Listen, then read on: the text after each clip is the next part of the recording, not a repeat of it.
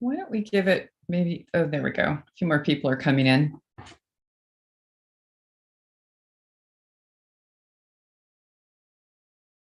We'll give it like another minute and then we'll get started. Good to see everybody.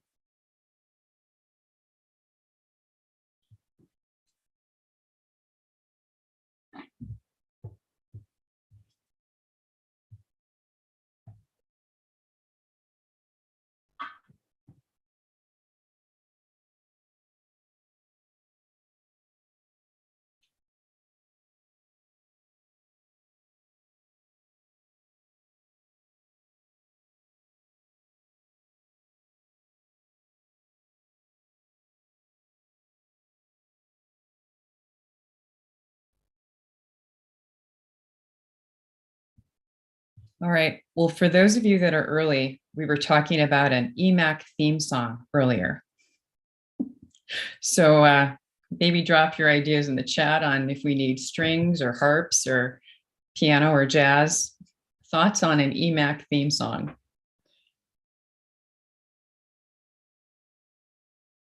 You know, it's 3:02. I think, why don't we get rolling and everyone else will catch up with us. Okay, well, hello and welcome everyone to the Equity and Mobility Advisory Committee.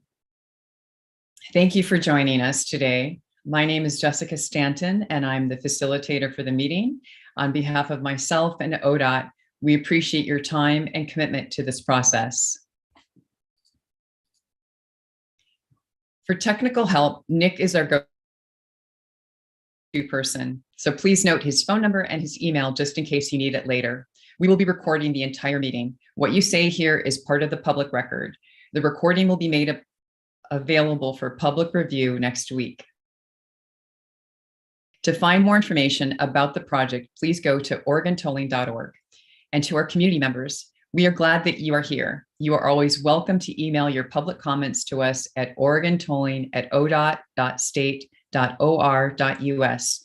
Please add committee public comment in the subject line. Let's take a moment and center ourselves. Find a comfortable position with your spine tall, feet on the floor, and body relaxed.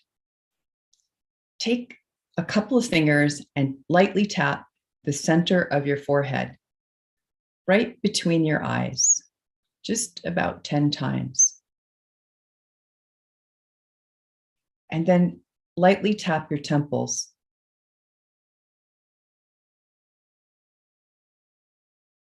And place your hands in your lap. Take a gentle breath in and out. Close your eyes or softly gaze downward. Focus on your breath, in and out. Quiet your mind. Be still. Pause from everything. Breathe in and out. If thoughts keep swirling, say thank you and let them go. Focus on your breath. Be present. Take one more deep breath in and hold it and release it fully. And slowly open your eyes.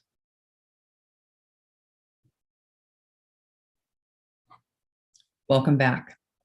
And thank you to everyone who's joined us here today.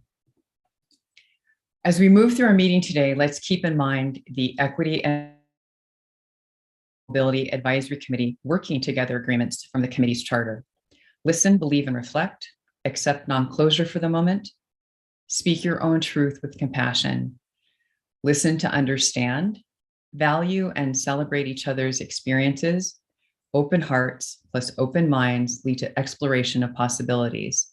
Make space, then take space, be concise. Bring your best thinking into the room. Attack the problem, not the person. Disagreement, frustration, and differences of opinion are acknowledged, explored, and addressed. Let's talk about our proposed meeting outcomes. At this meeting, we would like to achieve the following outcomes. So we'd like to reach 80% or above agreement on Part 1 of the draft list of recommendations to present to the Oregon Transportation Commission in July 2022. We want to understand and provide feedback on the work done with the sub-team meetings and on the community engagement that we've done for March and April. We also want to discuss EMAC's continuation, including the high-level goals for the committee work for the next couple of years, and provide feedback on how to successfully onboard new members. And then we're going to listen and discuss public comments. With that in mind, let's just take a look at our agenda. So we've gone over the welcome, then we'll talk about where we have been and where we are headed. And then we'll look at the EMAC recommendations. We'll have an overview, and then we'll walk through the July 2022 recommendations, Part 1. And then we'll talk about EMAC continuation planning. We'll have a community engagement update, a NEPA scuba team update, public comment, and then we'll close. Next slide. And now let's talk about where we have been and where we are headed. So what happened at the last meeting? When we met in February, we discussed and agreed to the recommendations process, meaning that there was an agreement about the nuanced steps that we'll take to develop the recommendations. Then we moved into breakout groups to discover what are the key areas of focus that EMAC wants to center the recommendations on. The excellent feedback and input we heard from the breakout groups provided the Navigators with direction regarding what are the EMAC policy and strategy options that require more analysis and community input to ultimately develop further for the draft recommendations. So what we expect to happen at this meeting, today we're going to review and gather input and gain consensus on the Part 1 of the draft recommendations. As part of that input, we're going to hear from partners ODOT and OTC. And then we'll have takeaways from the recent community engagement. And then we'll also hear updates from the sub-teams about all the work that they've been doing for the past couple of months. So let's also keep in mind that the key milestone for EMAC is in July 22 when they present their recommendations to the OTC. Next slide, please. So let's remind ourselves about what EMAC's purpose is and what's important to know about their recommendations. I love this slide. So this slide really speaks to the heart and purpose of EMAC. It is about the Equity and Mobility Advisory Committee and the Oregon Transportation Commission and their common purpose to ensure that Oregon's toll program is equitable. So the Equity and Mobility Advisory Committee is a group of individuals with professional and lived experience in equity and mobility. Their mission is to support the goal of centering equity with the toll program by advising the OTC and ODOT on how the toll program can benefit communities who have been historically or are currently underrepresented or underserved by transportation. The Oregon Transportation Commission has asked EMAC to provide recommendations and guidance on equitable tolling processes and outcomes. Specifically, EMAC's charge is to provide input on strategies to address low-income impacts, neighborhood health and safety impacts, and transit and multimodal transportation options. EMAC has spent 2 years plus identifying numerous policy and strategy options in these areas. Next slide, please. So creating an equitable toll program is a call to doing things differently, meaning there is a need to understand how ODOT has engaged with communities in the past to learn what to do to go forward with communities that have been harmed. As I heard one of the members say, the trauma-informed perspective is the best information that we have produced as EMAC. This is our approach to equity, how we look at and engage with a trauma-informed perspective for communities. This is new and educational for people. It is our gift to ODOT this focused equity lens from EMAC. Next slide, please. So the path to EMAC's recommendations includes key milestones. So one of these key milestones was the foundational statements. In the fall of 2021, EMAC delivered these foundational statements to the OTC, and they delivered them to be considered the building blocks for an equitable tolling program. So statements such as climate and equity are connected, equity investments being there on day one, reliable emissions reducing, and competitive transportation options. All of these statements were unanimously accepted by the OTC as building blocks for EMAC's recommendations to come. So following this key milestone, EMAC gathered up all of their work on developing policy and strategy options in low income impacts, neighborhood health and safety, and transit and multimodal transportation, with the added layer of the foundational statements. So next, they began developing a larger document that encompasses the full EMAC recommendations, which includes their vision, mission, and the full breadth of the committee's work. So now, almost there, it's okay. What I'm really trying to say is that we're getting to the point that there's a bigger document, but the navigators, in recognizing that these recommendations are an opportunity to find agreement with OTC and ODOT and EMAC in equity commitments that can be made in mid-July, they realized that they really wanted to hone in on what are those core recommendations. So the bottom line is that the document that you're looking at today is the core recommendations, but not the full draft document. So with that, I'd like to move to the next slide. And I'm going to pass it over to Phil, who's going to talk to us about the Navigators process to develop the part one of the draft recommendations. And then he and his fellow navigators, Michael and James, will walk us through the recommendations. Over to you, Phil.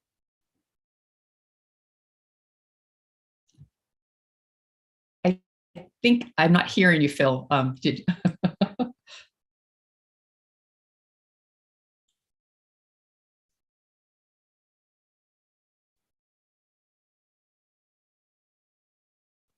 Jumping around my screen here, trying to find the unmute button without collapsing the screen. Anyway, hello, everyone. Thanks, Jessica. You're so welcome. Oh, yes.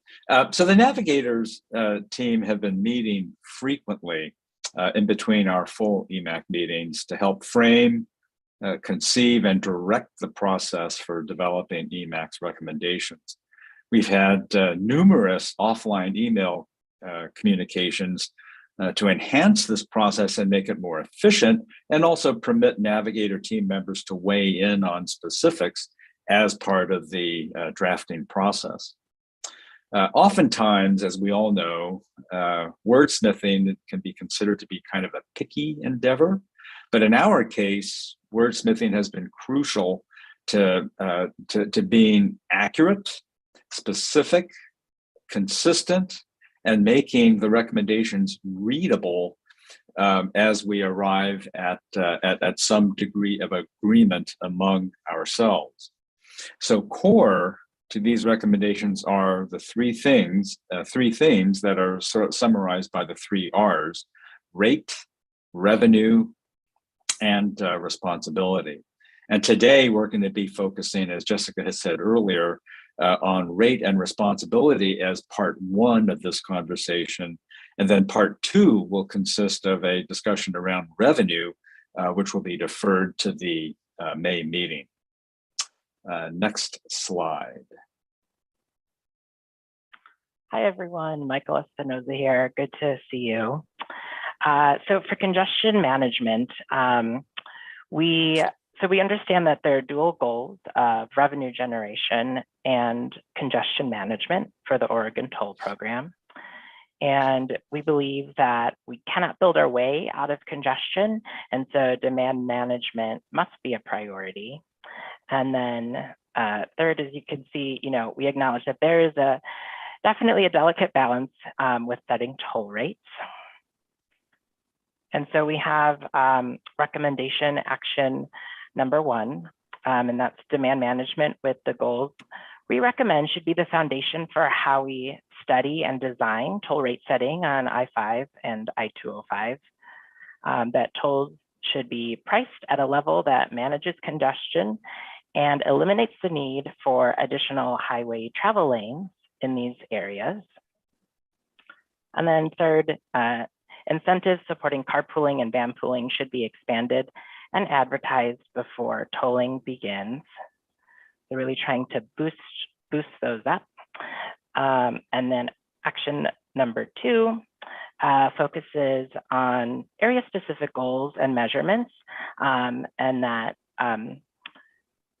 measures should be specifically established to inform the initial design, toll rate setting, and long-term monitoring and adjustments of tolling on I-5 and I-205, especially in areas that we've been talking about historically, underrepresented and underserved areas. And in our discussions, things could include reduction in air pollutants or measuring vehicle miles traveled, or a commitment to avoid disproportionate cost burdens. And I'll pass it back to Phil. Okay. So this is a lengthy slide, but I'll try to summarize this.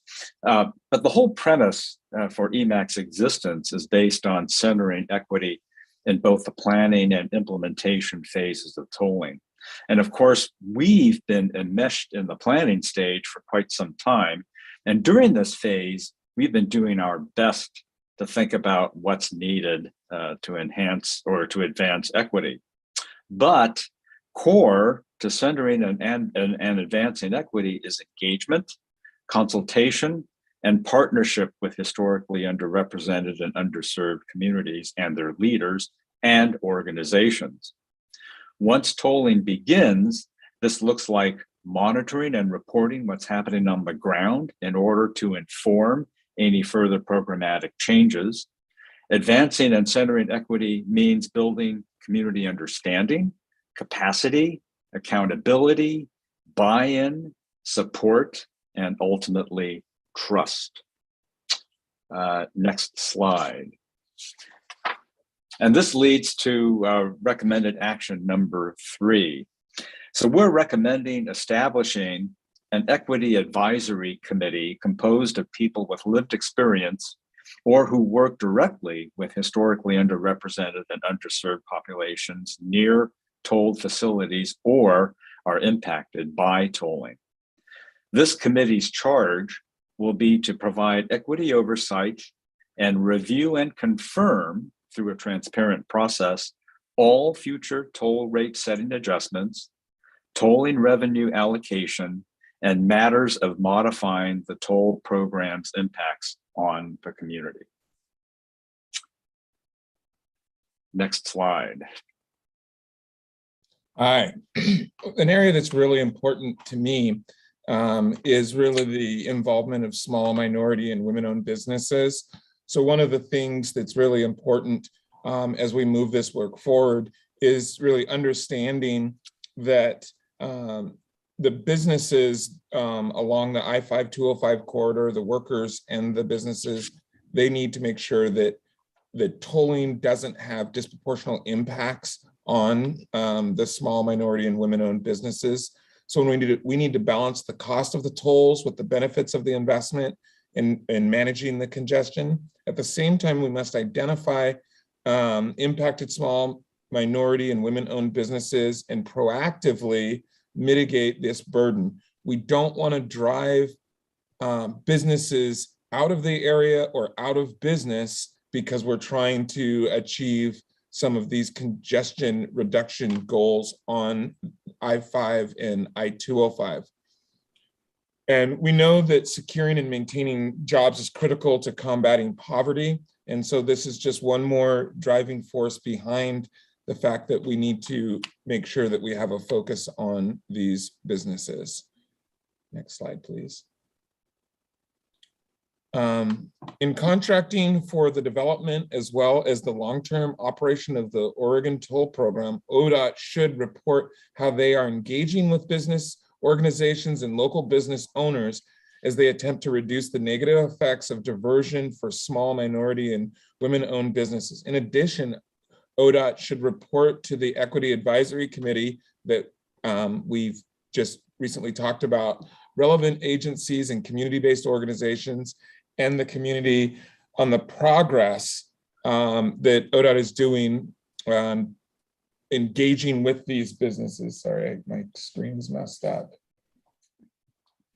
And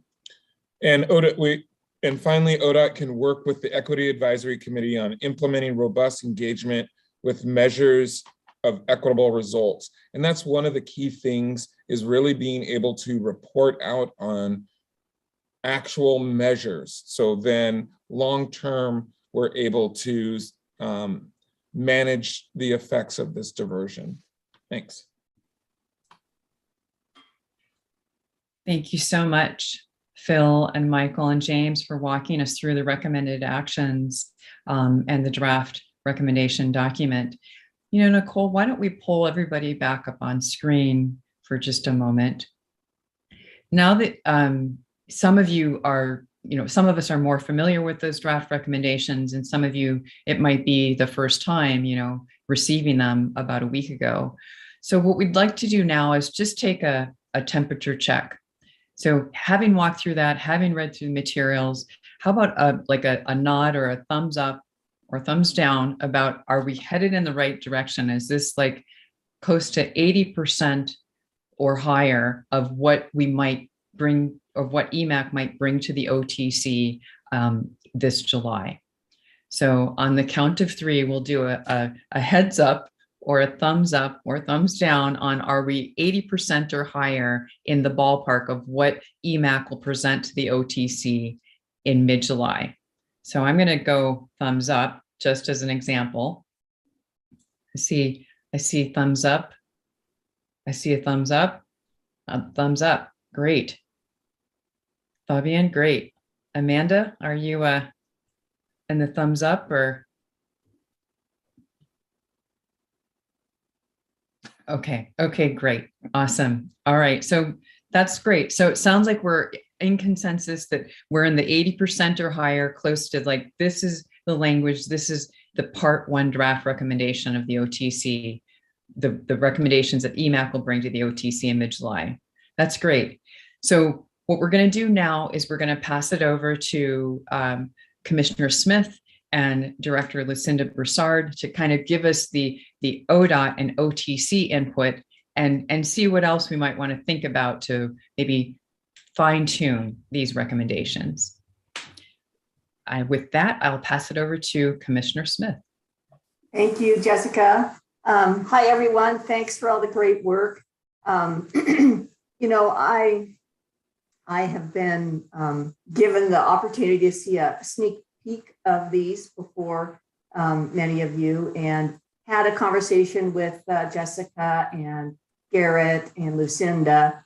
And really, my goal is to make sure that we all collectively work in a way that these recommendations can be implemented by the OTC, because that's really our goal. My goal here is to make sure that I understand the needs and goals of this committee, as well as understanding kind of the lanes or bookends that we can work within in the framework of tolling requirements and law and how things have to be delivered. And so I want to make sure that as we tinker with language, that we are putting forward recommendations that are consistent with the law requirements, but informed by the needs of this group. And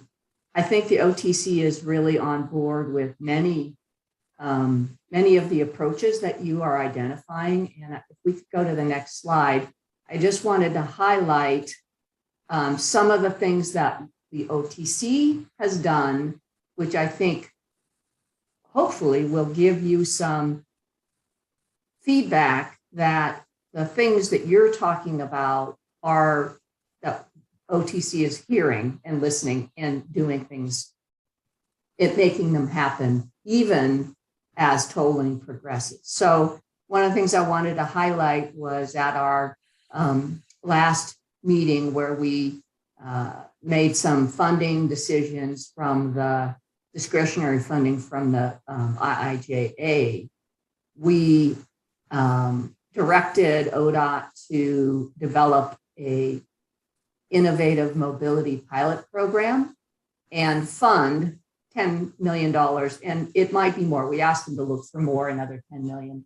And this would be delivered consistently with the way that EMAC is recommending we work with affected communities, really trying to look at mobility at the local level, and so have competitive grants. And that would be convened with not just ODOT, but the partners in the community to deliver some of the funding. So if you go to the next slide, the goals for this program are articulated, which is making sure that we're collaborating with marginalized groups and organizations that serve the communities for innovative multimodal transportation efforts, building capacity with community-based organizations who can then apply for and deliver these options. So it's not necessarily an ODOT delivered program, but a community-based delivered program. Criteria that we're developing would include multimodal transportation options with a focus on marginalized communities, equitable transportation solutions for those that are actually impacted by congestion pricing. I know a lot of discussion has been, how can we provide these in advance of tolling? And that's what this program is intended to start. So both of these programs would focus a portion of these funds on tolling mitigation. So we're trying to roll out some of these ideas even in advance of when tolling will happen. So next slide, please. The other thing I wanted to highlight was in our last STIP amendment or STIP adoption, we really kind of pivoted away from highway improvements and allocated an increase of $100 million towards bicycle, pedestrian, and transit programs. And it really is consistent with our strategic action plan that focuses on increasing investments for multimodal mobility, equity, and climate change. So we're hearing what you're saying already, and we are taking action even in advance of getting the tolling program finalized. So I just wanted to make sure that you know that you have been heard by the OTC, and that as we deliver these recommendations, that they can be folded neatly into our tolling strategy as we go forward. And my understanding, I'm going a little off the slide here, but my general understanding is one of the goals for the I-205 tolling is a infrastructure funding based effort, which is building the bridges, doing the seismic upgrades. So that is going to be a key element of the tolls, but also that the regional mobility pricing program, which is I-5 and 205, which is on the heels of the I-205 tolling, really has more of a congestion management element to it. Now, they both will have congestion management elements, but I just wanted to make sure that I relayed that a key component is to make sure that we can provide that bridge work as part of the tolling. So next slide, and I think I will maybe turn it back to Lucinda. And let's pause here and maybe get a response to what I just said, questions to what I just said, thoughts, and maybe let's take the slide down so we can all see each other again.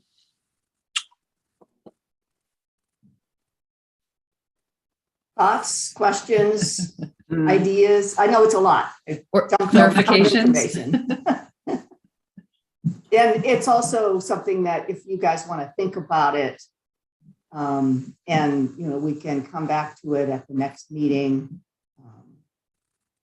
I just wanted to highlight some of the efforts that the OTC has been making along the lines that this committee is thinking. Okay, well, maybe I'll throw it back to Lucinda then. Thank you, and good afternoon. Good to see you all. Love all the work that you guys do. It's just like it's as I kept saying, the heights that we can go really depends on how far you're going to push, and I love it. So I'm just going to go. Yes. I'm sorry. Can I pause you for 1 second? It looks Yes, like you can. I see John's hand, and I'm sure he's probably responding to Commissioner Smith's question. John? Yeah, apologies. I'm on an iPad, so it's all kinds of confusing on what button or non-button to touch. But no, I just wanted to say, I'm just delving into the description of the mobility fund, but I just want to share my appreciation because so much talk is given about making these kind of investments. And as an employee of a public agency, it's hard to do it.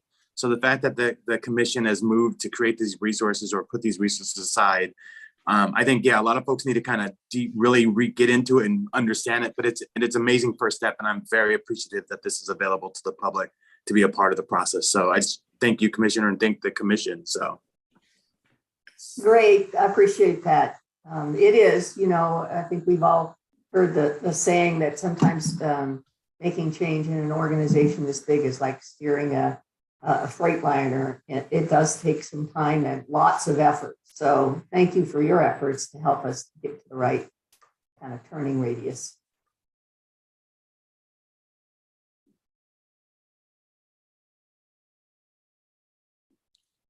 Lucinda, the floor is yours. I did. Thank you. Appreciate that. So we've kind of gone through the recommendations also, and you'll see these aren't tweaks. These are just kind of some refinements. So that way we can make sure that we meet the outcomes that you're trying to get to. And the first one was on demand management. You guys actually had a definition for demand management. And as you may know, transportation has a demand management definition too. And in the fray of many years, somebody is not going to remember what your definition was and going to try to map that against the work that you want done. So instead of the demand management definition, we're looking at your outcomes and saying yes to the outcomes and maybe not trying to define demand management as a word or as a phrase. So yes to the outcomes. What you call them, you can come up with some words, but I'm thinking that demand management is a term, and not to get it confused, but the outcomes that you're looking for are the ones we want to do.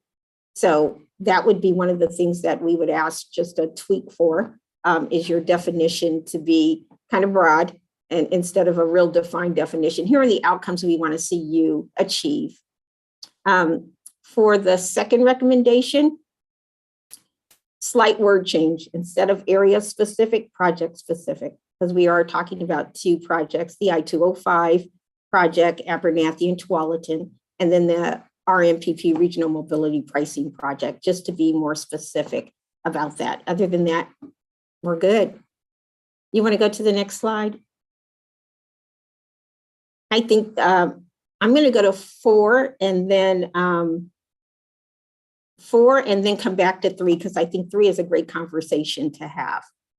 4 is, yes, I agree with you, James, on the what we can do about small business. I'm happy you guys took that one up and got really serious about small business, minority-owned businesses. And we have Amber Antiveros, and she's worked on DBEs and BEs that work before. So we have her digging in right now. She's going to come back in May and report out. But we agree, not only for the impacts that we may have from tolling, but also the work that we will have to do to build tolling. How can we get DBEs to do some work on that too in small businesses? So kind of both ways, right? Not just the sustaining the work they're doing now, but actually providing some work as we go along in the program.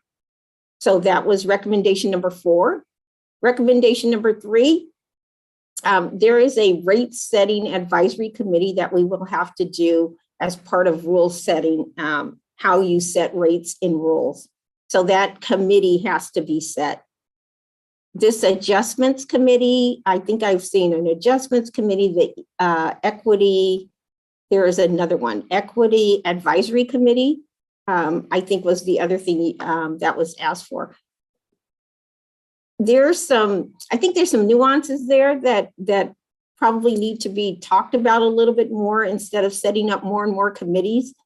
Number one, there'll be equity things that we'll do, and there'll be other things that we'll need to measure and make sure that we stay on top of, and that there'll be seats at the table when we're doing rate setting for equity members to be a part of that, because that's what we're trying to do, right? We're not trying to set toll rates without having an equity component in the toll rate. That is not an equitable program. It has to go all the way through our program. So those seats are already there. But one of the things I was talking to Jessica the other night, and we were just kind of, let's call it brainstorming. We were kind of brainstorming. And one of the things I talked to her about was, it's really important once the program is going and implemented and people are using it, to talk to the people who are using it. Are you being effective to those people? How is the program working? And instead of having a standing committee that might be more people who are, yes, you have some lived and work experience, but are you actually using the product that we have out there? Are you part of this program? To do more ad hoc and more focus groups and bringing people in and talking about their experiences. We'll have the data, but it's good to hear from people who are actually using the products that you put out there. So to have this more as can we use the information that we receive from customers as the input to this, and having focus groups along the way versus having a standing committee that meets every now and again, having focus groups that might meet, quarterly, to hear about what's your experience on the road. Here's the data we have. What things can we make changes to? Because it's not just who's in the program, but I kind of go a step further. How are you treated when you go to a customer service center? That's part of equity too. There are some equity things that happen when you show up and you're a person of color to get services. How did that work? We want to know about that too. And we wouldn't get there by just talking about, is it a good toll rate? How many people are in the program? We'll get there by, how does this work for you, the person who's using it? So I want to throw out there that we are interested in doing and getting this feedback, because that's really what this is. This is about feedback and monitoring, and how we get the feedback and how we do the monitoring is one of the things I'd like to have conversation about and talk about, versus just a committee that would sit there and say yes or no to the data. So that was recommendation 3, was the one that I think that needs some more talking through, and that we're willing to sit down and talk through what that could look like. And how do we get the most out of the information that we'll have?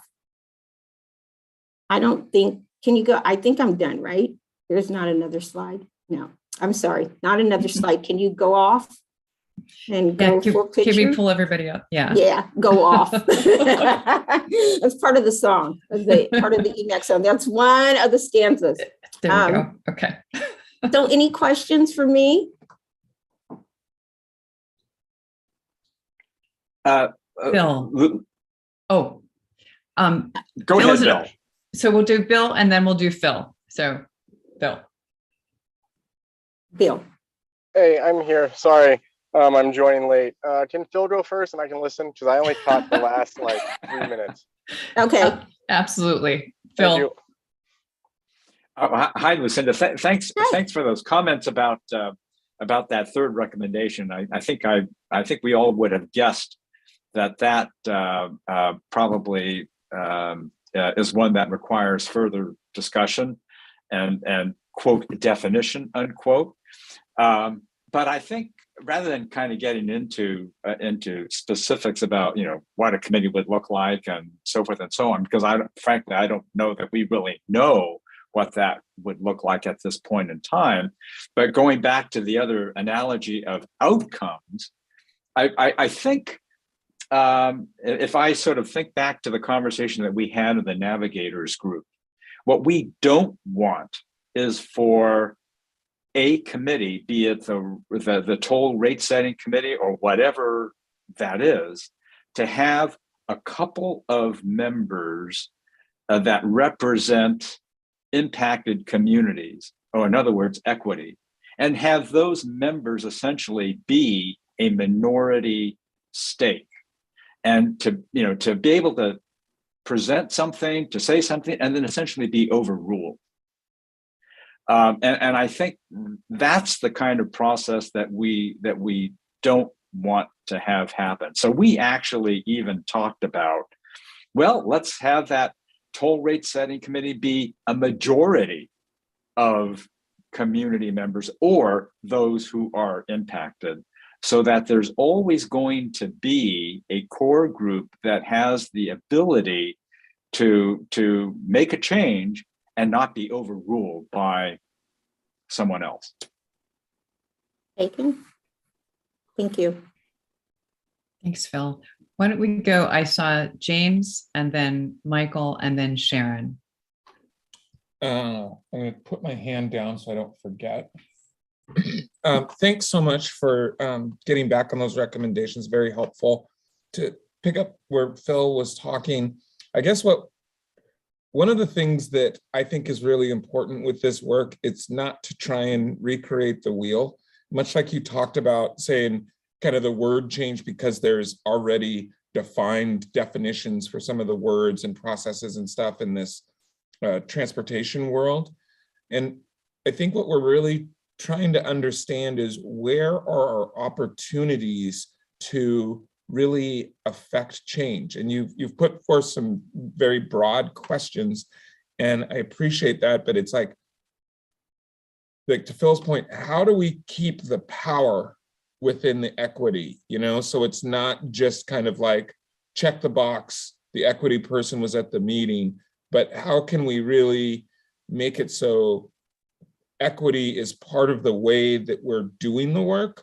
Because the thing of it is, in the long run, we'd like that to not be the equity lens that's being seen through, but more, this is just how we do the work. And we're in a transitional state of where we are now to where we'd like to be. And so I don't really know what opportunities we have as far as affecting change, because that's really what we need to do. I hope that makes some sense. It does. And are we all geared towards toll rate setting?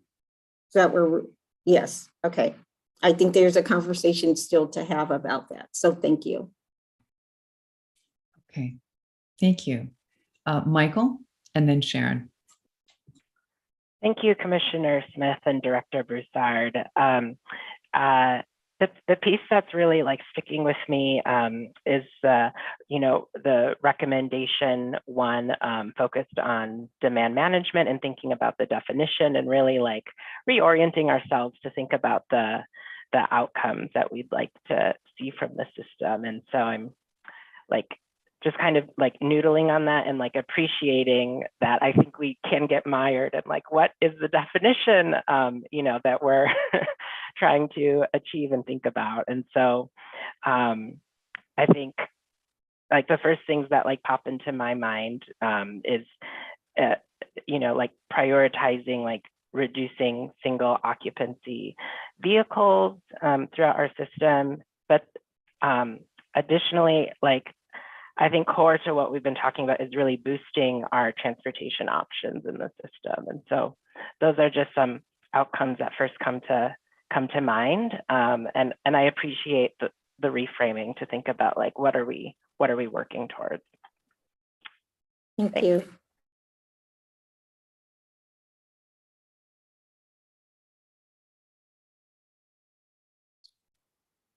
So let's go to Commissioner Smith.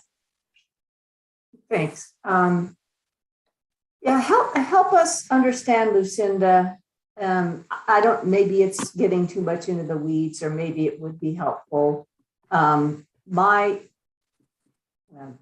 layperson's understanding, a little bit higher than layperson's understanding of the toll rate setting committee, is that it's kind of a creature of federal law or state law that says when you are setting tolls, you have to have a toll rate committee that does X, Y, and Z and has these people represented. Can you give us just a high level of what that looks like, so that then I think we can, craft an outcome that we want that will be implementable within that statutory framework? So it's actually the Secretary of State, and it's setting a rule. So toll rates would be in rules. Rules don't have to have committee. We want a committee, and the committee is however members you set up. It's not prescribed. So the toll rate setting committee does two things. And since this is the first time we've ever done toll rates, it's going to set up a process for how we do toll rates.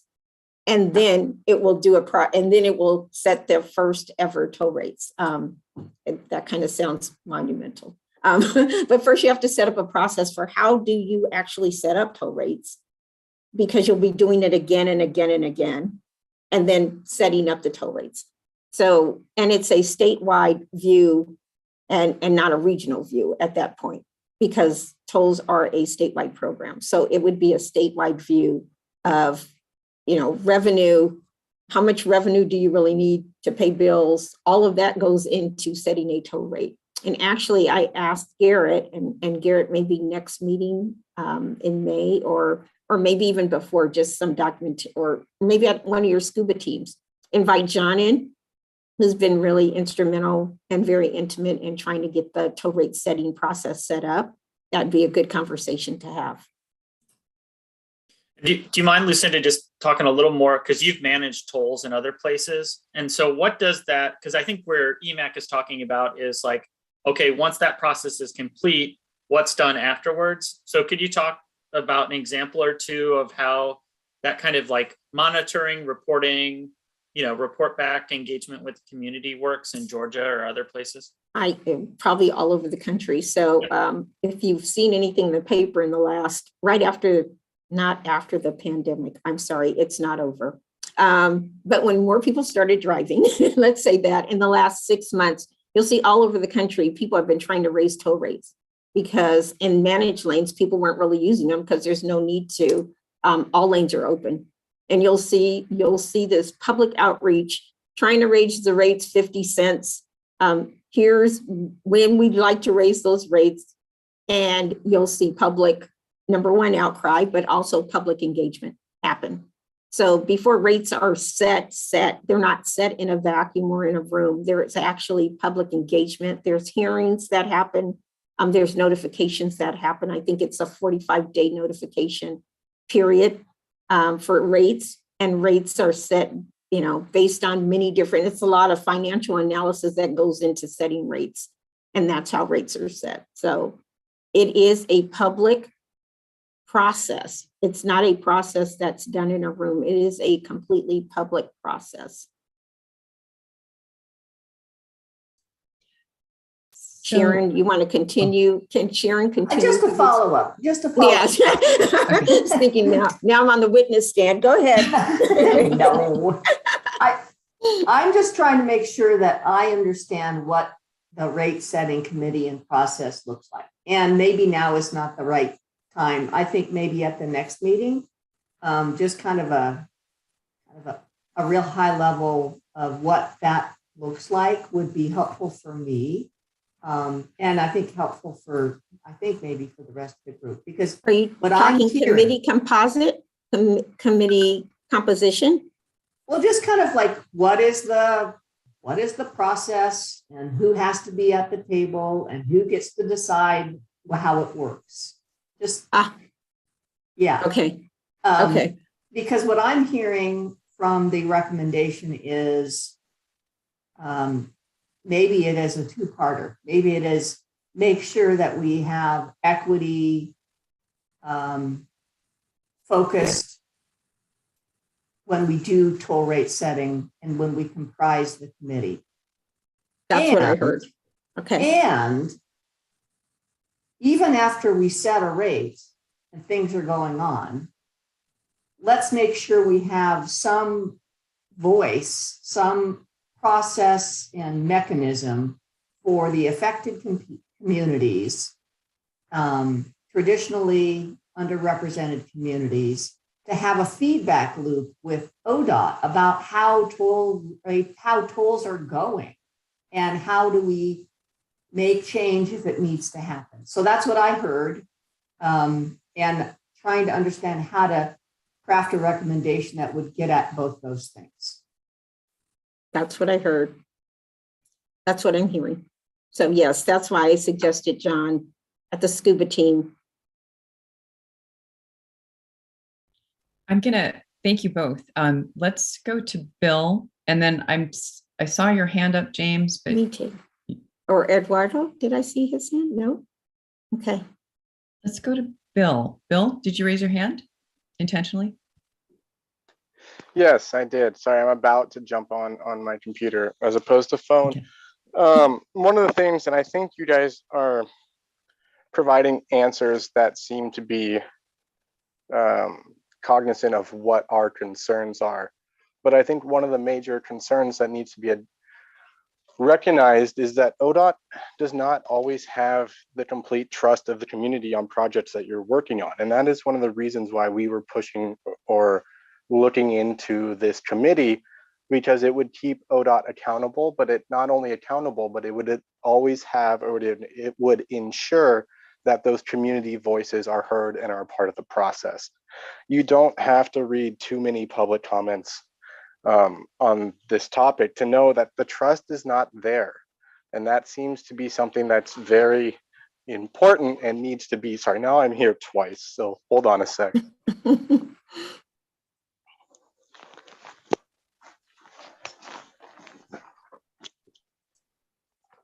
All right, thank you. So my concern, like I was saying, is that ODOT doesn't seem to have the trust in the communities that they're serving and the communities that are going to be told. Especially as someone who's coming in from Southwest Washington, I really feel that lack of trust, because it's like we're talking about all of these equity issues, but here's equity for the Portland, here's equity for Oregon. Where does the equity come into for Southwest Washington residents who are going to be using the system and contributing to the system? And so that level of trust is just not there.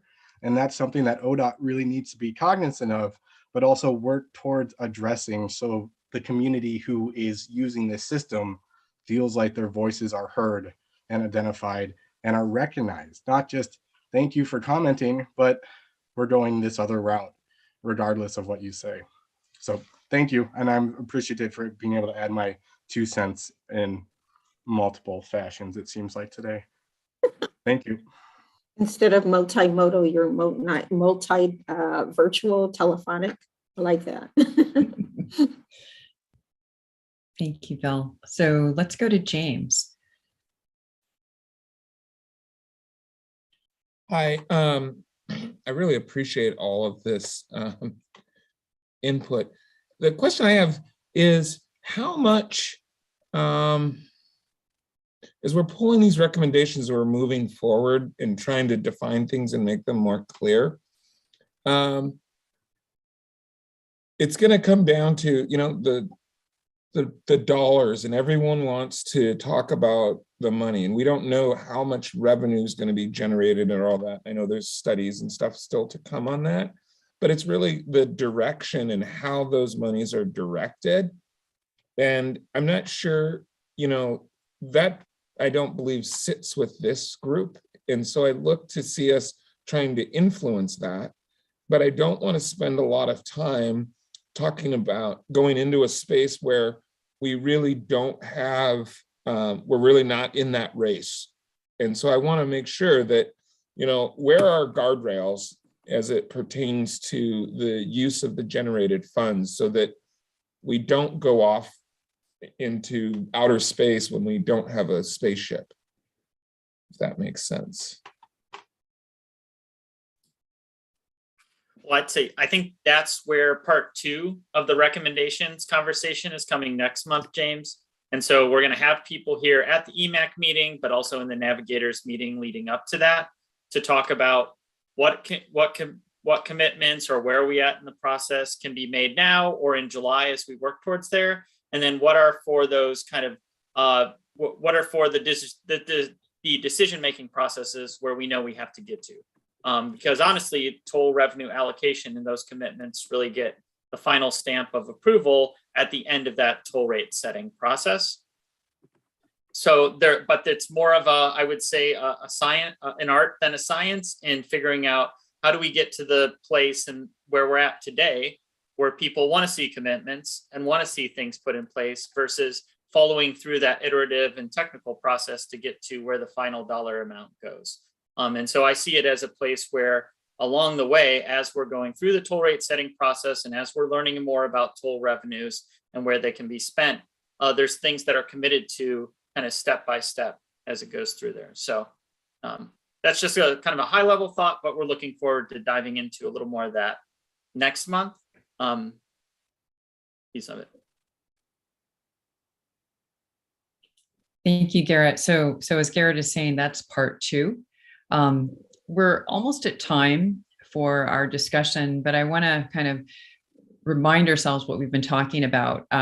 So part 1 with the recommended actions 1 through 4.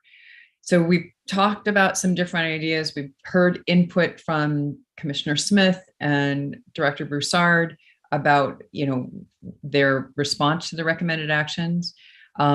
Where do we sit with recommended action number 1? And I know, Michael, you raised some points about the definition of demand management, and Lucinda, you raised some points about it. Do we want to kind of hone in on what changes may need to happen with that recommended action for EMAC to move forward with it? That was a hard question to answer. Isn't it just language that needs to be improved on that recommendation 1? That's what it sounds like. And did that feel right to you, James and Phil and Park? Are you open to those changes? What I heard is that the language we used,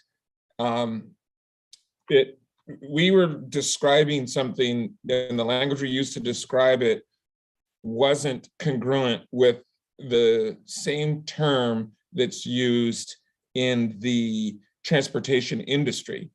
And so what we needed to go back and say, okay, let's not use that term because our definition isn't in alignment with the definition that's generally used in the transportation area. So we need to come up with different words or center our recommendation in the language of the transportation community so that long-term, when someone comes back at this, they'll understand what we're talking about. That was my understanding. And then in addition to that, I think you said it perfectly, James, was Lucinda mentioned the word outcomes, so that we really identify what are the outcomes. And I think that was already written in there.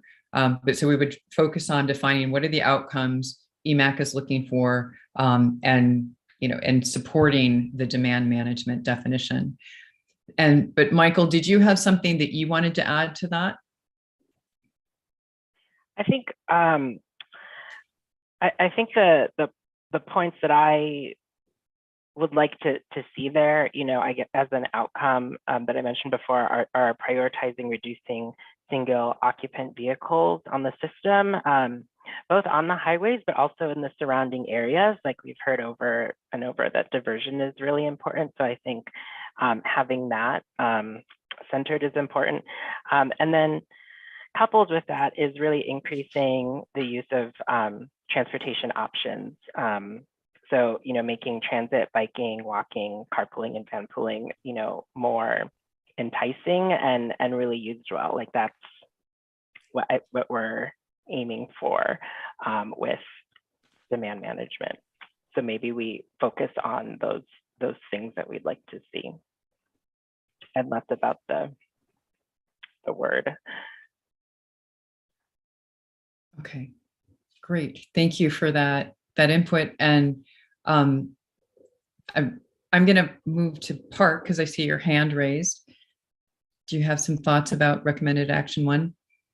Yes, what's possibly not said as clearly as we could is one of the reasons we're supporting what we're calling demand management now, and I don't care what we call it in the future, and it's what Michael was saying, but part of the purpose is if we can convince people to carpool, vanpool, take the bus, ride bicycles, whatever, we're going to need to raise the toll less to get traffic moving. And keeping the toll as low as possible is an advantage to low-income people that we're trying to support. So those are kind of hand in hand to accomplish an alternative to higher tolls. I think that the one thing I would add on to that part, because I think you're right on, is it's also, I think, important to look at trying to distribute the demand. So then all the demand isn't just at high tide, but if we can distribute the demand also, that will reduce the congestion.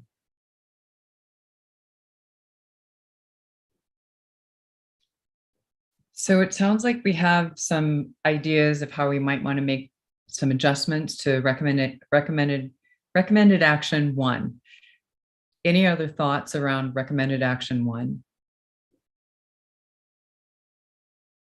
Okay.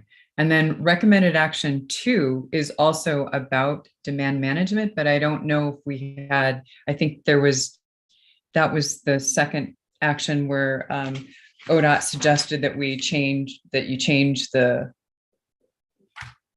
is that recommended action 2 where we change the word? Project area to projects, yeah, project specific, yeah. Yes. Is everyone in agreement with that? I see a thumbs up. I see some heads nods. Okay, great. So I'm gonna abstain and put my complete trust in the group because I missed the beginning of the conversation. Okay, all right, noted. Thank you, Bill. So that's recommended action 2. So then recommended action number 3 is the one that we've been talking about, the committee. And Phil, did you have a comment? Well, yeah, though Jessica, perhaps you can finish what you were going to say, Okay. and then I'll comment. Okay, great. So recommended action number 3 is that's the committee recommending that there be an equity advisory committee. And you've heard, ODOT's response to that. And then there's the conversation about there's the rate advisory committee and maybe having greater understanding about that. So recommended action number 3, do we want to kind of take a look at that and go back into the Navigators group and maybe fine tune what that recommended action is after this conversation? Well, so if I can comment now, which is yes, I think the answer to that is yes. Okay. But I think we have to have that conversation after we've had that review that Commissioner Smith had recommended. So in other words, we have to have some understanding of what the toll rate setting committee is kind of all about, because that may influence what we would recommend in terms of the composition of that committee. And then that may also influence what we might say about an advisory committee. So in other words, what would that advisory committee do in concert with the rate setting committee? Are they separate? Is there a reporting mechanism? I mean, what would that look like? So I think a lot of this just stems from, we need that information before we can then go back to this action item and essentially refine it. Well said. Does everyone agree with that? We'll get some more info on recommended action number 3.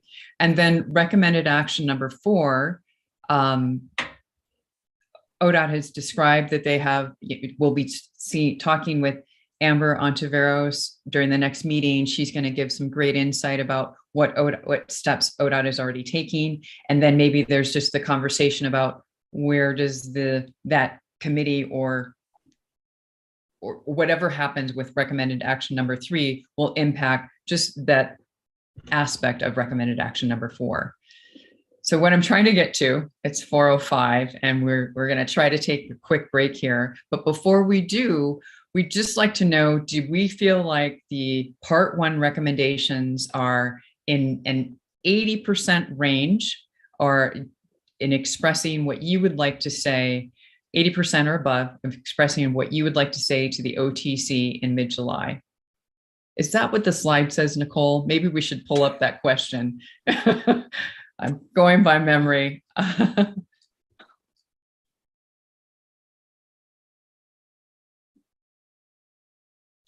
Yes. So it's so much better said. If the changes from today's discussion are applied, do we have agreement on part one of the July 2022 OTC and ODOT recommendations? And then we have to see your faces. Well, actually, Nick is going to pull up the poll. So you guys get to do a pulse poll. We'll do a quick pulse poll to find out if the answer is yes, maybe, or no. Are we in that ballpark? Do we have agreement on the part one recommendations? Go ahead and I just a friendly reminder, this is just a poll for the EMAC members, so we can see what EMAC has to think. And any members of the public that would like to weigh in, feel free to share your thoughts at OregonTolling.org. Hey, Jessica, it says host and panelists cannot vote. Yeah. Because when I try to vote, I can't. Yeah, we can't. The button isn't responding. And I tried to vote often, so. Well, I tried 5 times. Yeah. Oh my goodness. Okay, so we're not allowed to vote. Well, let's just go ahead and do it. Sorry, just a sec here. I can. Thumbs up. Okay. I can Okay. relaunch it. Yeah.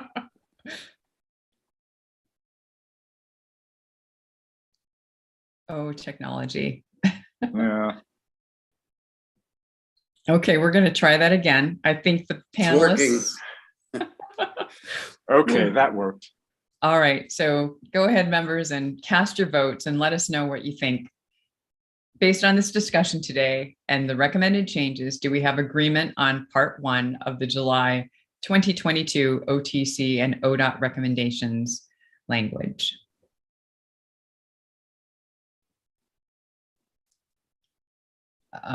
And we'll give it just a minute. Did everyone vote? Mhm. Okay. All right. So Nick, why don't we go ahead and pull up those results? Okay. So we have 77% say yes, and we got a 15% of maybe, and we do have an 8% that said no. Okay. We had planned a break, but because somebody said no, those that said yes can take a break, but the people that said no, we want to hear why. And I don't mean to put anyone on the spot, but just if the person or persons that said no, if you and just kind of share a little bit more, it'll be helpful when we move into, to the discussions with the navigators to revamp these recommendations, what your concerns are. Does someone want to unmute and explain their no, or talk for a friend who said no? All right, you're off the hook. Did anybody actually say no? I guess that would be the. That is the question, right? Did somebody say no? I could see someone saying no because there still is some work to do on the recommendations. There's still some work. Yeah. Some wordsmithing and so forth. Yeah. And so maybe they're at 75%, not 80%. There we go. Okay. I'll All check right. also. And it may be a different kind of no than to say flat out, these are awful. Right. Right. Okay. All right. Jessica, do you mind if I pose a kind of sort of a sub question to what you posed? Absolutely. I can hold it if we're constrained by time. I'll give you a minute, and then Okay. so you guys we've missed our break. My apologies. But let's hear what you have to say, Chris, and then we'll move Might as well on. fill it up, right? Yeah, go for it. So I guess I'm just kind of curious for the folks that aren't on the Navigators crew, if Ismael and Eduardo, Amanda, and others, is there anything that you feel like is really missing, right? We've talked about these kind of core recommendations, but come July, is there something else that we haven't talked about that needs to be part of the discussion? I'll just jump in and say that no, my colleagues have done a great work. I haven't been able to join those Navigator meetings. I'm pleased with the outcome. I did vote yes, so for the record.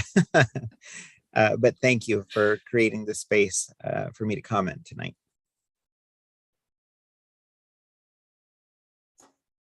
Yeah, I don't have anything else to add to.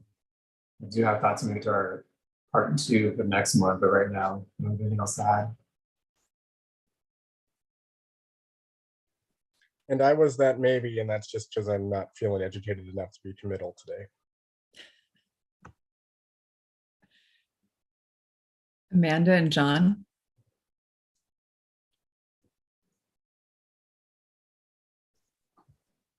It was a yes. Yeah, sorry. I too was a yes. Wonderful. Thank you for the question, Chris.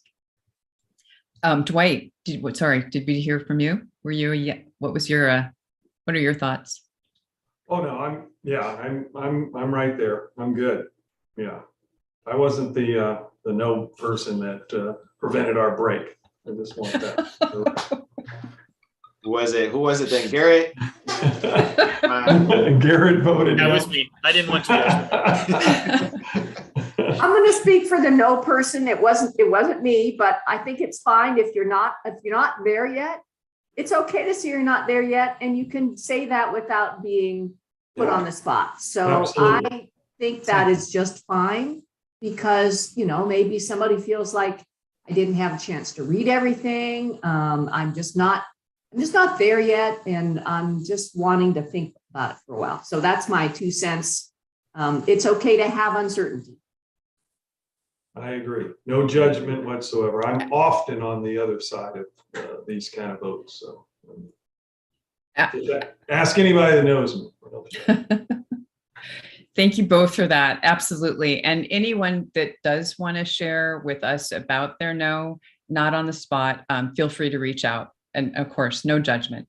This is your time. This is your committee. You're bringing the brilliance to this effort. So with that, let's go ahead and go back to our presentation. And why don't we pull up I think it's slide 32, and we'll just talk about the EMAC continuation planning. So ODOT and the project team have been working together to define the path forward for the committee because EMAC's work aligns with the planning work of the tolling projects. And EMAC is going to continue to support ODOT in identifying and planning for the equitable processes and outcomes through the development of toll rates on the regional mobility pricing project. And you can move to the next slide. Thank you. So we're just following up on some of the conversations that we've had with you, that we've either already had with you individually or will be having with you. And here are the high-level goals for EMAC's continuation. It's really important to maintain and further the knowledge base, especially with the important decisions that are coming up and the greater complexity that EMAC's work will be looking at. So we understand that there is a learning curve to understanding these concepts and navigating that technical knowledge and input and communication as an EMAC member. You guys have spent a lot of time doing that and doing that very well. So we want to support a path forward for members who would like to stay on board to sustain and continue to expand the knowledge of the tolling programs and the intersection of equity for the Portland Metro region. We'll work with each one of you and your organizations as needed to support your continued participation or offboarding membership. So secondly, we'd like to incorporate new perspectives to deepen the understanding of equity. We have some seats that are already opening up on the committee, and we want to welcome and integrate new voices, new perspectives to deepen the understanding of equity and apply it to tolling. And then lastly, we want to continue our focus on maintaining and furthering an inclusive environment. We look forward to your continued support in increasing our inclusivity. And so let's go to the next slide. Our question for you all is, how can we successfully bring on new voices to EMAC? And then any other thoughts you might have about EMAC's continuation. Why don't we have about 5 minutes for this conversation. Any thoughts that you have, members, about continuing EMAC and the planning of it?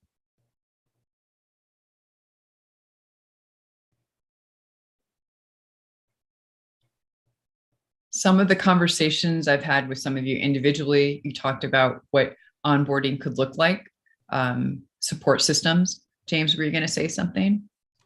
Yeah, I was just going to say that it was great talking with you. I think that, we've done a lot of work over this last 2 years. It's funny to say that. I guess COVID kind of makes everything seem a little weird. But I think the consistency of folks kind of moving the work on so that that knowledge moves with it is really important. And I think that one of the things that might be helpful for onboarding new folks would be to look at kind of doing a session where we just kind of review all those foundational documents and so forth, because I know it's been a long time since I looked at those.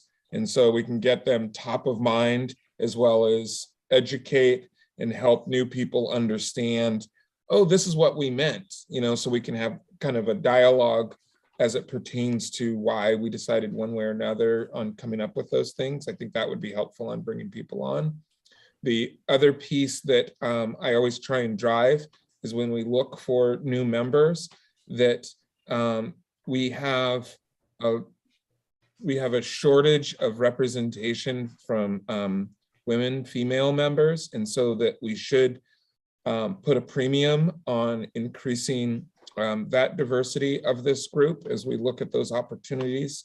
I think that's another thing, because when we go into sub-teams and stuff, we want to make sure that those sub-teams were able to have good representation end to end on all of these aspects of equity in which we are addressing. So that's my 2 cents. Thank you for that, James. Phil. Yeah, I'm wondering about the recruiting process, and one thought I had was depending on how ongoing community engagement plays out, that could be a potential source of new committee members, primarily because people who show up for those community engagement sessions and participate and comment and weigh in are those who are inherently interested and therefore could potentially be future committee members. So that's just an idea, because sometimes it's hard to say, well, gee, where do you even start? Do you just cold turkey go out and talk to someone and say, hey, do you want to join this lovely committee? Versus, being a bit more targeted. The second thing is to the onboarding. I think, Jessica, you and I talked a little bit about this, and it sort of connects also with what we just talked about, which is, maybe having some sort of a committee buddy system where a new person is paired up with a senior in more ways than one. And that becomes an opportunity for both to, for example, review original documents and talk about the process going forward. And so that makes it kind of personal. Thank you, Phil. I see Dwight's hand. Yeah, some of the conversations that I've had recently have led me to the belief that we need to ensure, much like James was referred to, more females, I think we need to ensure that the committee, whatever committee we seek, is stacked heavily in favor of Clackamas County residents, specifically those that are going to be in and around that particular corridor. I've heard some conversation about not wanting, you know, the Portland think tank, if you will, to kind of guide, you know, some of the decisions that are made in Clackamas County. And I think that's very important. You know, I certainly, you know, I live in a particular area. I don't want people that don't live in that area making policies for me. And I know that happens on the grand scheme in you know, in the federal, how the federal government works. But, you know, in something like this, again, I think it's important. I love the fact that we have, you know, Clark County represented, and, you know, the folks in Washington state are here. But I think we would miss the boat heavily if we don't focus on the agencies, organizations, those type of folks that are planted right there that will be able to see the tolling from their backyard kind of thing. So my 2 cents. Excellent thoughts. Any other members? Do you have any thoughts you'd like to share about recruitment or onboarding? Eduardo.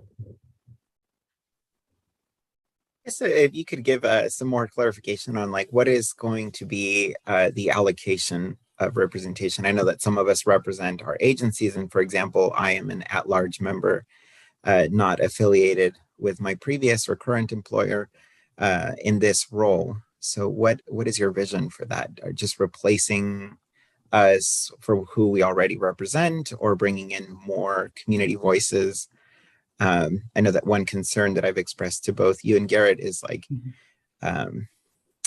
you know, this committee can get technical. We can, you know, we have like these large conversations. So are we willing to slow down a little bit? You know, do we have that flexibility to have conversations with somebody, with a community member who is interested, but doesn't necessarily have that bureaucratic background? Because I look at the screen and, you know, we have a lot of tremendous talent, but at the end of the day, a lot of us are public servants, you know, and we're in this every day. And so anyway, just, I guess that was just a lot of word salad. If you can pick out a question from there, I'd appreciate an answer. Thank you.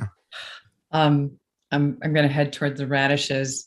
I think those are excellent questions. And what we're doing first, the first step is to reach out to each one of you individually, and we haven't completed that. So in terms of you know, the committee composition, you know, where you guys are at, like if you want to extend your commitment 12 months or 24 months, once we know where you all are at first, then we'll kind of take a closer look at committee composition. But we want your input on that as well. So in our conversation, Eduardo, you know, you can fill us in on that, and we'll let you know as it evolves. But right now we're in step one of, do you guys want to stay? You know, who needs to go? Who needs to make an adjustment? And then we'll look at recruitment and composition of the committee. But we'll talk to you about it the whole time. I'll say just quickly as a part of that, I mean, I'm seeing this as kind of I've started nonprofits before, and so every so often you have to look at what's your nonprofit board, what skills do you have there, what diversity, geographic, all the different pieces that we've talked about. So I think we'll be doing a bit of this as well to make sure that we're not missing gaps or areas that we already had in the past. So. And I thought I saw someone else's hand, but it went down. Am I missing somebody? Okay. Well, thank you all for that conversation, and we'll continue talking to you about that in our one-on-ones. And of course, you know, email Garrett and I if you have more thoughts about, you know, committee members. And, you know, it's an open dialogue, and we want you to be a part of this process. So thank you very much for all your thoughts. So let's move on to community engagement. And I'm super excited to say that we're going to hear from Marisha MJ Jackson, as well as Ping Kaw. And over to you, MJ. Yeah, thank you so much, Jessica. So yeah, we're going to talk a little bit about some discussion groups that we've had over the past couple of weeks. To date, we've had about 7 of them with diverse communities to talk about the RMPP or share information about the RMPP, as well as invite feedback about different aspects of the low income toll report. So they've been able to give some feedback about like how we want to demonstrate eligibility, thoughts about barriers to participating in a low income program. And they've also been able to share input on some of our recommendations, or at least the process that we're taking to create them. So as Jessica mentioned, we have Ping Ka here, who leads the community engagement liaisons that we're working with. And, you know, they've been having discussion groups with about 8 to 12 attendees, and Ping has kind of been there hearing about it all. So Ping, if you want to give us kind of some high level takeaways, feel free to come. Sure. Thank you. Hi, everyone. I'm Ping Ka with the SOUTH program. I'm glad to be here. It looks like you guys are a group of really spunky and happy group. And that's good. So far we had altogether supposed to be 7 different focus group, and we have conducted 5 so far. And we still have 1 coming up tonight, and then another one happening on the 2nd of May. And of course, you know, this is not a happy, jolly sort of subject matter for people. And, you know, especially people think about they have to pay for the toll. And so the decision-making process, I think a lot of people have questioned, even though this is not our first time talking about that. This is round 3. There are many people still questioning, why do we have to have toll? Can they vote no? And so, of course, we know that in general, not everybody's going to be happy. The fact to know that it's a green light, doesn't matter they like it or not. So many of them want to know who made the decision and why. We received many people questioning whether the toll really helped with the congestion issues. And some of them are new. So they want to know how the first 2 rounds went and what decision have been made. And also another thing I like to actually discuss is that we put a lot of emphasis on low income and also try to help those that dealing with financial difficulties. But for certain community groups, they're not comfortable to actually accepting that or dealing with that word, low income. For some of the community groups, they are okay. You know, some understand that, you know, not everybody are able to pay or it's a burden. But there are certain group like the Slavic group, they have very strong reactions to the words. To them, the concept of low income or poverty level, all this is like, to them, it's almost an insult to them when they hear that. So we have to be sensitive. But we understand that, you know, it's just a certain group of people that might have this certain strong reaction. So, but still, I think many of the focus groups are really appreciative of, you know, the government agency and all of us start thinking about affordability for some of the community members. So many of them actually have a huge concern about the effects of tolling, how it affects the local commute. Many of them know that, you know, the traffic is not great right now. So having the tolling doesn't mean that more people are using the local streets. And what will happen to the streets, the safety issues and congestion issue for local streets. And of course, it's the deductible, of course. And of course, many of them, we had a focus group yesterday with the youth, and they actually came up with some ideas saying that why don't we have a sort of like a rewarding people with good driving record, giving them some kind of incentive if they follow the, you know, they have no accidents or follow the traffic rules, and they should be awarded with some kind of incentive. So they should pay less. I mean, they come up with some really creative ideas. It's of all the different groups that I heard of, the the youth group, people that's between 16 to 25 years old, they came up with some really wonderful ideas. I thought, wow, that could be, something we can do. And they said that, if you are in a certain program and you actually gain some kind of credit, then you should be rewarded for that. So they call it rewards programs. I don't know if ODOT will consider that, but I thought it's very creative. So the impact, not just the local street safety, but also to the pocket, of course. They want to know how much. And most of the community members, the first thing they ask is, how much would that cost me? I think it's valid, for those people that are not qualified for low income. They want to know, am I paying $1 or am I paying $4? Will I get a discount if I pay monthly? So it's very common. I think at this point, is many of the community members, because this is our third year working on this, they kind of accept the idea of this is going to happen. And I think they understand that right now it's about how much we're going to pay and how it's going to impact your neighborhood. I think these are the two major things. I think in general, this is great, to hear from the community of colors. I don't know whether their concerns and what they brought to the table can be all, we can actually all tackle all their issues or their questions. But I think it was important that for EMAC, group to hear that the concern might not be as complicated. It's also high level, simple stuff. But eventually, I think it's important that we take the whatever decision we make from ODOT side, we need to make sure that the communities are informed. They might not be happy of what's going to happen, but they need to be informed. Thank you.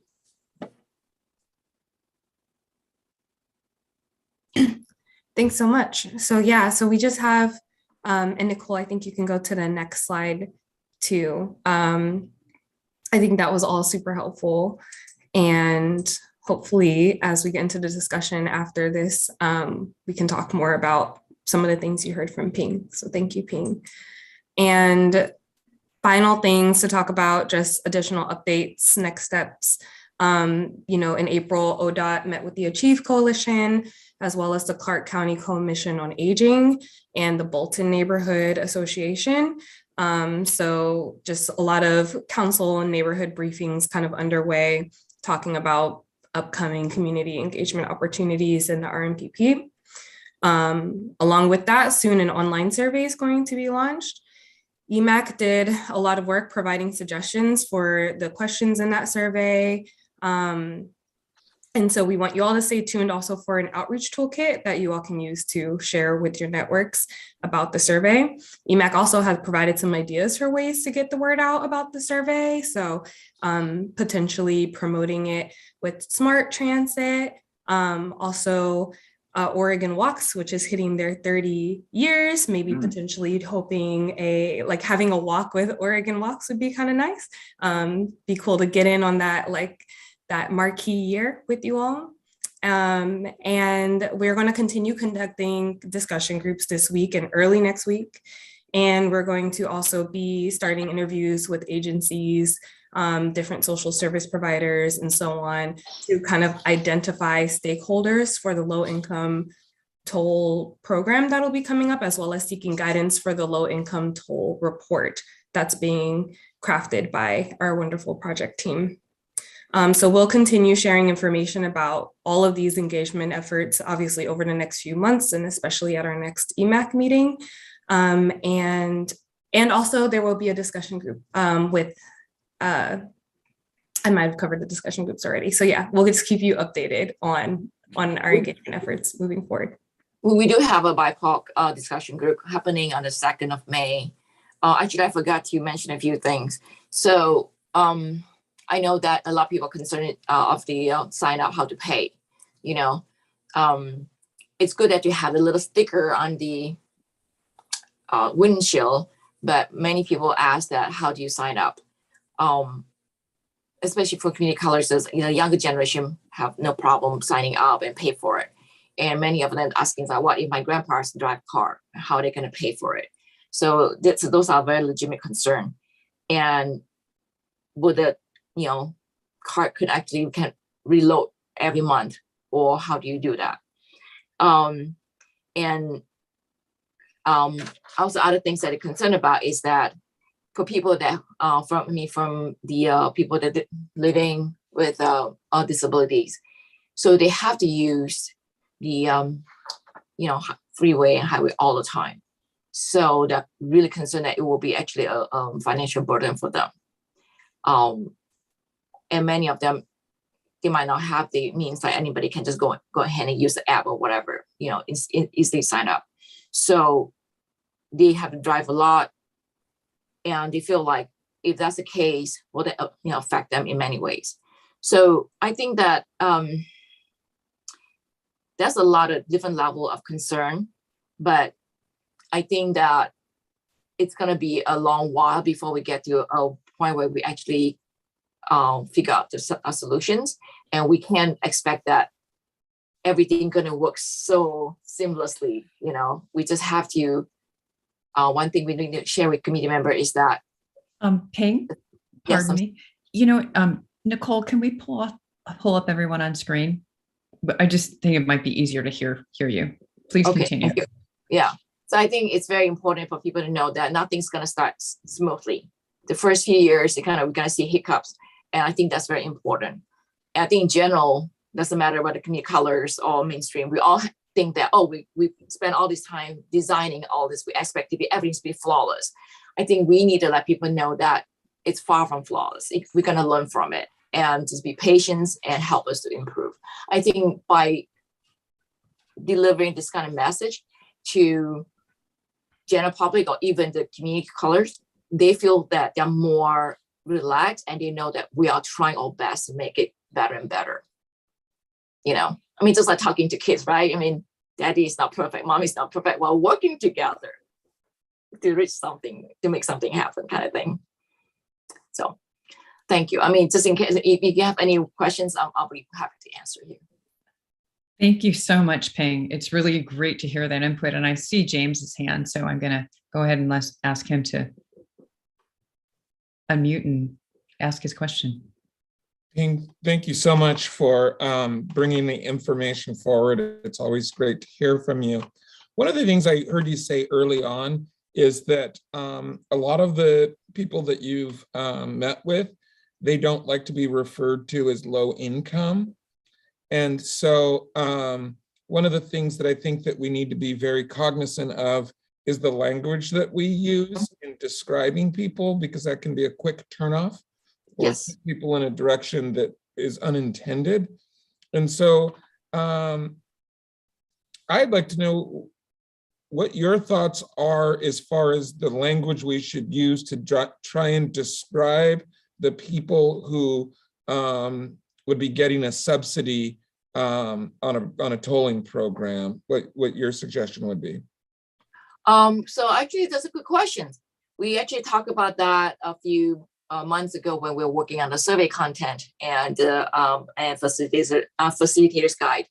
So the word low income, we actually use word like people, facing financial difficulties, because it means that you could just dealing with it for a month or two or maybe a few weeks. It's not long term. So that makes you feel better that way, because they feel, oh yeah, shit happen in life, right? So they won't feel so bad that, oh, I'm not a low income person. I'm just dealing with a little bit things, but I'll be okay, So so we change the language on our form, on all of them. So it helps in many ways. Yes. Really quickly, John, what's the language that TriMet uses? Do you know? Yeah, we use low income. We use Title VI language. Yeah, I know. We have a low income fare program. Now we are calling it the reduced fare program. Yeah. Right? So we're moving up, but we use federal language because we're federally funded. So, but we don't use that to people's face. It's more about, here are these 30 qualification programs like SNAP or TANF or whatever, in Pell, any of these potentially would qualify you for these services. So, right. So yeah, we don't put people in those boxes. We just use Yeah. the boxes that exist. Right. I mean, a person could be living happily and comfortably, and then something happened, and for 6 months they have to deal with certain hardship, but they really do not like to call themselves low income, actually. Yeah. Thank you. Bill. I just wanted to say thank you to Ping and MJ and all the other community engagement folks, because I imagine that cannot be an easy task all of the time. So thank you. Oh, I also want to address something is that I just learned that too. I thought it'd be really good to share with you. Is that when we did the focus group with the liaison that living with disabilities, I did not realize this until he started having problem, and that at that time occurs to me that when we're having Zoom meeting, people that cannot see really well, they're constantly hearing voices because they have voices. So if you type something in a chat box or somebody talking, or if you want to ask a question, everything is actually through audio. So it could be a deterrent for them. And sometimes you see them kind of off keys because they have so many voices, so many people talking. So I think that in the future, when we have someone, that dealing with this kind of like vision impaired issues, we need to be more sensitive, understanding that it's voices to them. And also sometimes if they have to read something, it'd be easier for them to have the documents ready, or and they can actually put it into Braille and they can touch it. But give them some time, allow them time to digest and process things. I just thought it's information I just learned, and I want to share with everybody. So. Thank you so much for that, Ping. Members, do you have any? She gave some great highlights. Do you have any other questions or comments on the takeaways that she shared with us?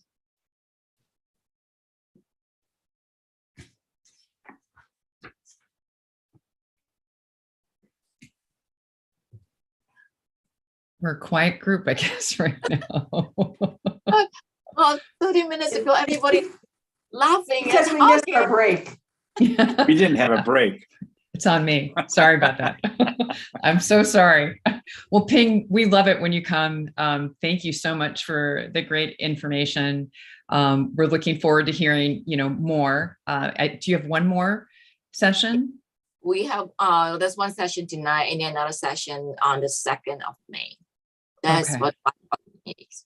Yeah. Okay.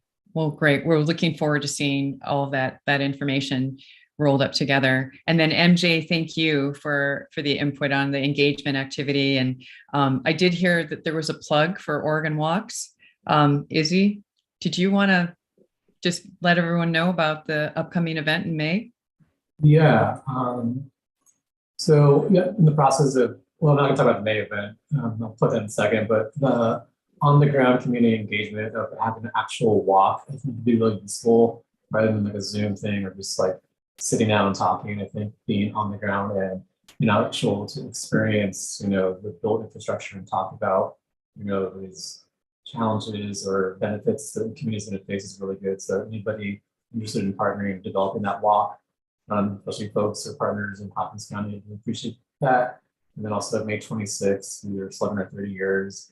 It's a free event. You can register. There's a link on our website, just highlighting some of our advocacy and some of our continuing work, which is done with partners. And so, if you want to learn more about us and ways to partner with us, we'd like to connect with you on attend our event if you like. So again, if you want to partner in this upcoming walk for some community engagement around the tolling project, I'd love to connect with you all. Thank you so much for that, Izzy. Everyone's really excited about the opportunity to partner with you in a community engagement walk for tolling. Also, I think, MJ did mention that there's a CBO discussion group coming up, and we've got members from the committee participating in that. Phil and James and Fabian will be participating in that conversation next week. So we've got really great activity. And also we want to thank you for all of the networking work that you guys are doing and connecting the Low Income Toll Project team with organizations that they want to talk to, and as well as the work that you're doing on the survey questions We're really, really applauding your engagement work and want to keep supporting you in doing that. So we're at 4:45.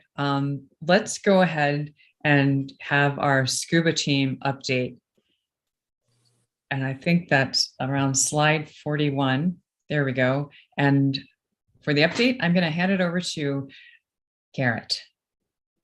Jessica, you've been doing an excellent job, and you can hit those slide numbers spot on when we go to it. That's amazing. So our NEPA scuba team, for those who don't know, this is they take a deep dive into the environmental analysis or National Environmental Policy Act NEPA work. And we met in April. Next slide. So there's links to this on the website for the EMAC materials, but the first one is the low income toll report, which is really working towards 4 areas. What's the income level and the type of discount? How do we design an inclusive, effective low income toll program? What are the trade-offs between discounts and transportation goals, and operation, administration, and other types of costs of the program? What I thought was the most kind of entertaining, engaging part of this discussion is when we discussed should there or should there not be geographic-based exemptions or discounts. And we heard from the committee that shouldn't be an approach, although that is something we get requested on. But the way with how housing can be so fluid here in the Portland metro area, many times not for the best. That if you were to just try to set out a certain, this is a low income neighborhood or area that should be subsidized or receive that benefit, that's going to be really hard to track over time and might miss the actual effort that we're going towards. So that's that whole like geographic versus demographic considerations. We also posed the idea of like, should demographics, race, or other types of traits be outside of income, be a qualifier for a discount or an exemption. And again, the committee discussed that, and kind of some of the feedback we got from the scuba team is that isn't the path that ODOT should be headed down. That they really need to come up with a program that helps follow where the person is at. So that's just a brief overview there. You'll hear with this larger EMAC committee much more as the low income toll report is being developed, and then it has to be submitted to the legislature in September of this year. So we'll go to the OTC before that. Next slide. Equity framework step 1. So if we go back for that larger regional mobility pricing project of I-5 and I-205, we did our first cut at the kind of analysis of all the equity framework communities that we are identified in the EMAX equity framework. And so that document lays out all the way up, reaching up pretty decently into Washington state and down south of the metro region. What's that initial footprint for people that would be impacted by the regional mobility pricing project? Our main kind of point of discussion around there was, well, we really had 2 pieces. So not just looking at overall vehicle miles traveled or greenhouse gas reduction savings, but where are these benefits or burdens being shared, not just kind of the regional average of it. And then how do we look at that impact to small businesses, which sometimes aren't captured well in census data or other kind of economic analysis? What are we looking at those impacts? And so there were a few, the project team has done their kind of analysis and looking at the numbers and looked at, identified a certain travel patterns that we kind of want to focus on for equity. And so we'll continue to bring that back. But initially, kind of from the scuba team, the feedback was that we weren't that far off, that we hit on some of the patterns that people thought were the ones we should be focusing on. So that's my brief scuba team report out.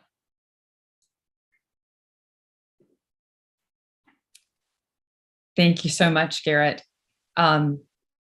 Question, do you have any comments or questions to add to the scuba team feedback, members?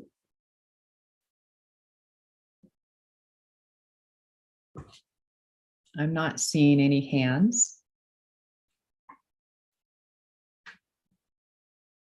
No thoughts for scuba team for now? Okay. All right, then we're going to move on to public comment.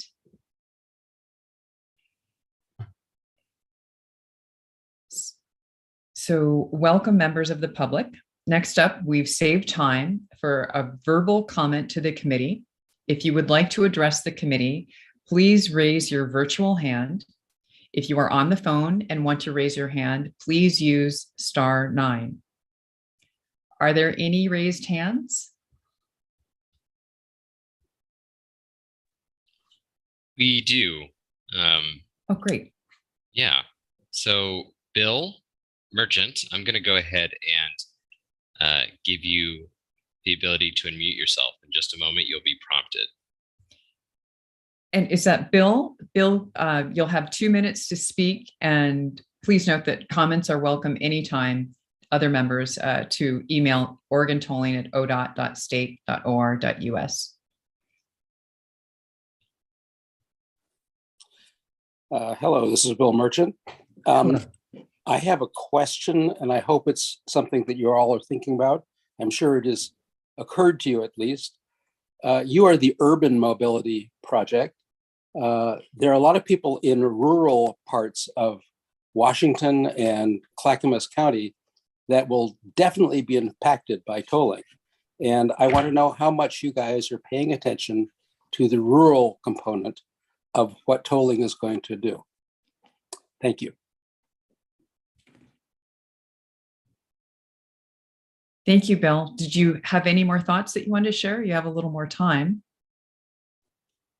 No, thank you. I just wanted to make sure that you're aware of the rural citizens who are going to be paying tolls on 205 particularly, and I-5 later on. But we do travel, we have to travel, and right now there's only 3 ways to get across the Willamette River, in Wilsonville, or the Oregon City Old Bridge, Arch Bridge, or the 205 bridge. And if the 205 bridge is tolled, that will make people driving a long ways to get across the river without paying a toll. Thank you so much for your comments, Bill.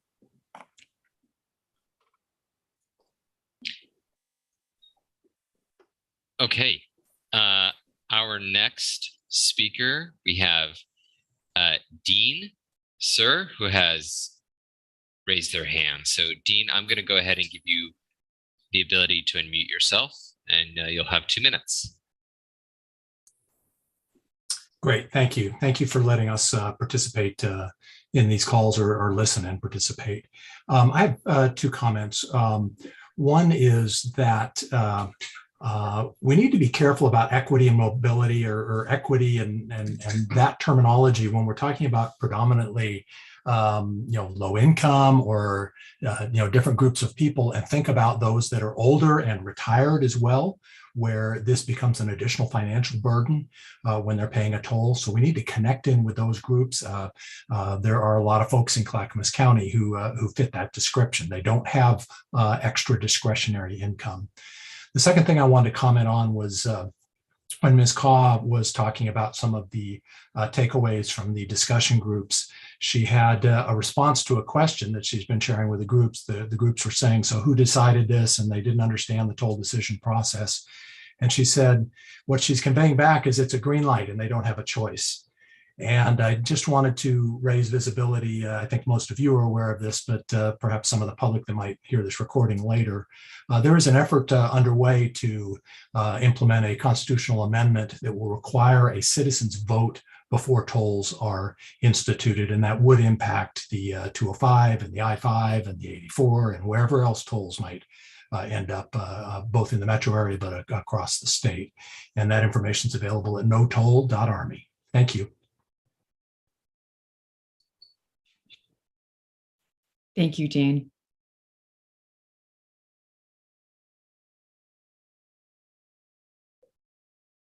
Nick, do we have any other members of the public that want to make a comment? We do. Rob, I'm going to go ahead and give you the ability to unmute yourself. You'll have 2 minutes to speak. Go ahead whenever you're ready. Oh, there we go. I couldn't find the unmute.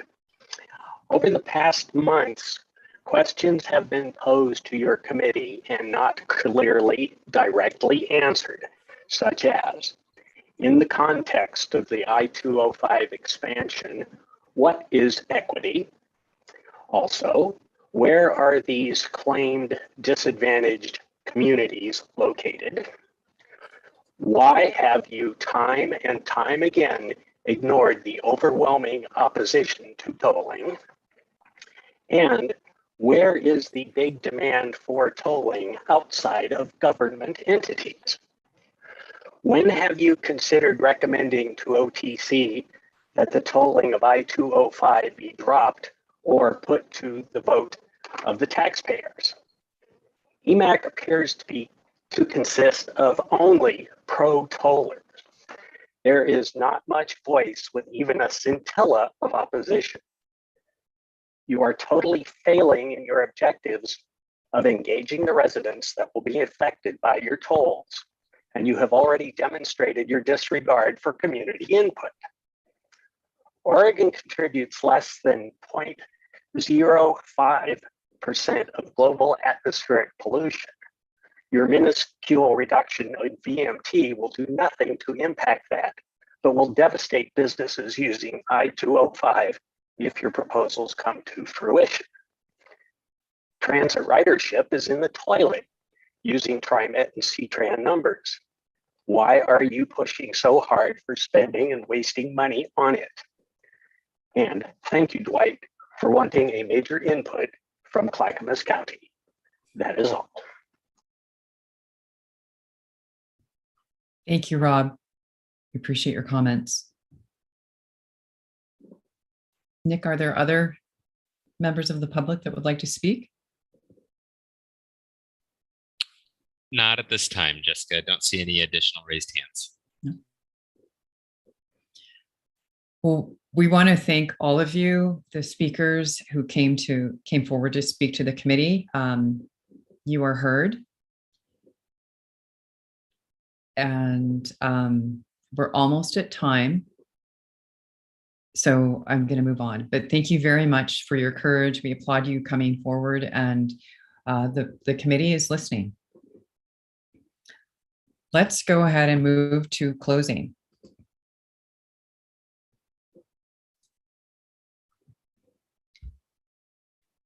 So our next steps, you've heard us say this, that we're going to have a meeting in May. We were considering having that meeting on May 25th, but I know I've spoken with Commissioner Smith, and we know that you have a conflict with that date, right? And so, and I've sent out a doodle for May 25th, but maybe do we want to look at May 26th? And Garrett, I didn't have a chance to discuss this with you, but just want to do a doodle on it and see what works for everyone. Yeah, I apologize. I just have a planned conflict that day, and I could do it on Thursday, but the other option is if you guys want to do it without me, I certainly would understand. We'll talk with the project team offline, and we'll get back to you about when that date is in May, but we'll definitely be holding a May meeting for EMAC. And that will be a review of part 2 of the recommendations and more work on, oh, thanks, Michael. More work on part 1. Other next steps, we'll be having SCUBA and Navigator sub-team meetings in May. And then don't forget to fill out your meeting evaluation to help us continually improve this meeting. And how about we have 1 minute left, and let's pull down the slides and closing thought. Who would like to volunteer a closing thought? And I see your square, Sharon. Would you like to close us out for today? You see my square, that's how you Yeah. I see a green highlight, so it always means, oh, she's going to talk. I guess my closing thoughts are,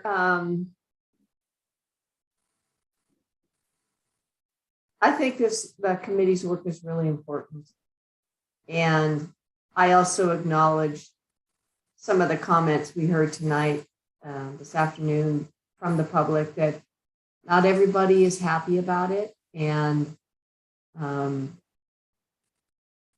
it makes it challenging we have to acknowledge that and say, yes, it is not this committee's role to